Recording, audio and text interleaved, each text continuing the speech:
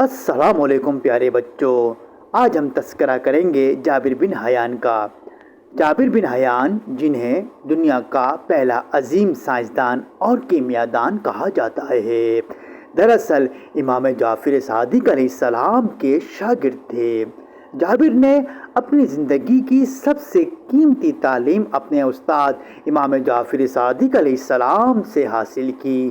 امام جعفر صادق علیہ السلام نے اپنے شاگردوں کو صرف دینی علوم ہی نہیں بلکہ سائنس، طب، فلکیات، ریاضی اور کیمیا کے علوم بھی سکھائے۔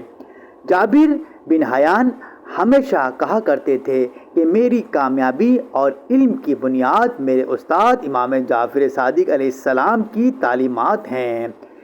انہی تعلیمات کی روشنی میں جابر بن حیان نے کیمسٹری کی بنیاد رکھی، تیزابوں کو دریافت کیا اور کئی ایسے سائنسی اصول دنیا کو دیے جو آج بھی جدید سائنس کا حصہ ہیں۔ اس لیے انہیں مغرب میں فادر آف کیمسٹری کہا جاتا ہے۔ یوں